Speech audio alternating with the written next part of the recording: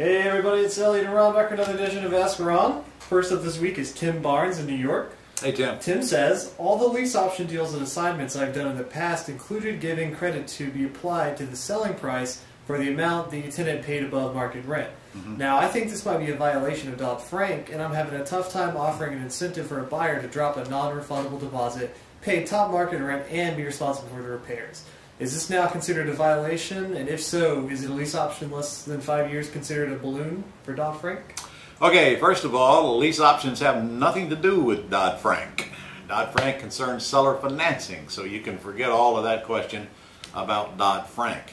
And I don't give any credit for rent toward their debt reduction at all.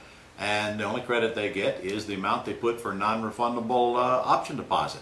So based on that, I'm not sure where your problem is, except unless it's something you're saying. So again, nothing to do with Dodd-Frank. Did that answer his question, Elliot, or not? I think so, but if it didn't, Tim, right back and we'll update it and get you another answer next week. All right. So next up is Marianne Nunez from California, and she's got 3 questions for you, How could we do this without her? Her first question says, regarding the processing fee to do a background check for the husband and wife that will be living in the home for a rent-to-own, I understand that I need to refund their deposit minus the processing fee if the deal goes wrong. My question is this: if I do accept them and then the cost goes to me as part of my, if I do accept them, does the cost then go to me as part of my business expense? Marianne, are you kidding me? Are you kidding me? We're asking about a $50 fee to process your buyers? Come on, girl. You're going to eat that $50. No, you do not charge them that $50. Yes, it is a cost of doing business, and you do not have to, you can't even deduct it from their deposit if you don't accept them unless you have a written agreement to that effect. You are worrying about the wrong things, girl. Forget that $50. If you eat one now and then, so be it. Don't forget, there's several $1,000s behind the ones you don't eat.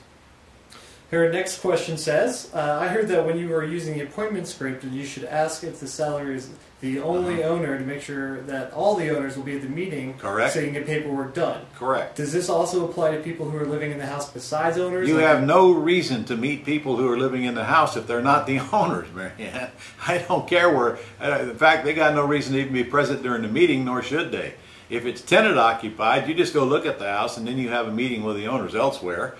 If it's vacant, of course, same thing. And if the owners live in it, then all you're going to be talking to are the owners. You don't care about their kids or whoever else is hanging around. And that's the only people you need present is the owners. Okay, her last question says, I have watched many of your weekly lessons where you explain to sellers that they are to pay at least 2 months mortgage payments before you start taking over those payments.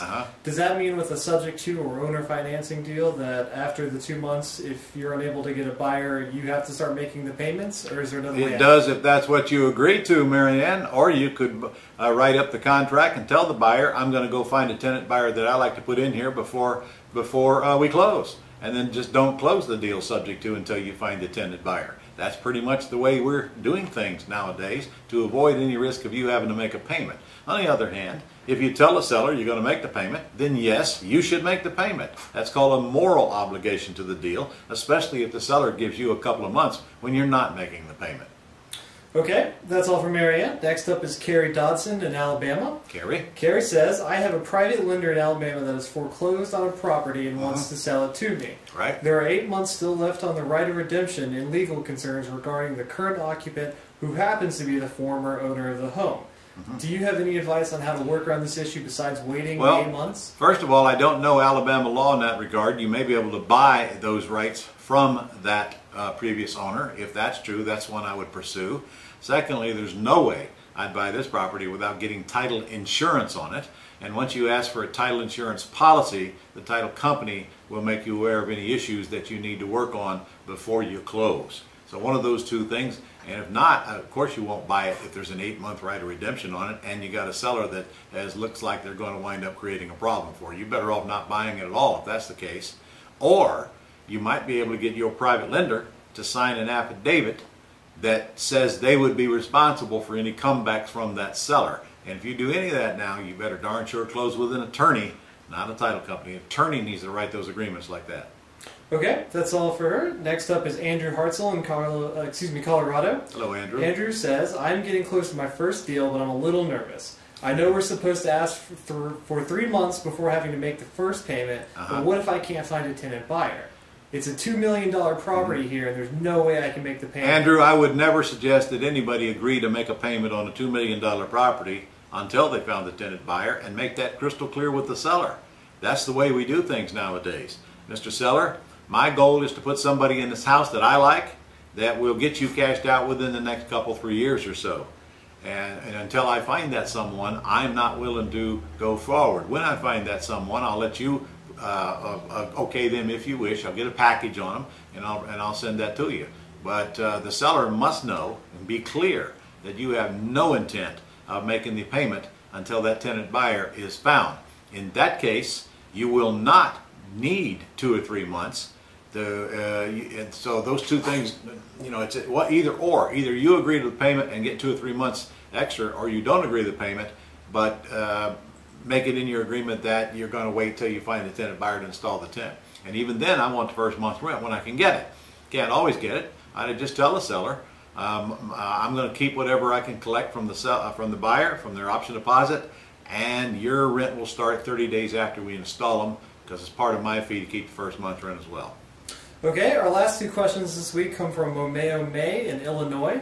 Romeo asked for number 1. He says, I have a few clients that have homes they want to lease option, but the basement of their homes have recently flooded.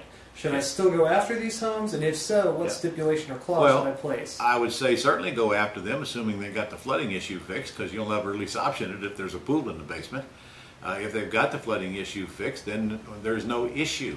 It's probably incumbent upon you to disclose that it was flooded if it's not obvious.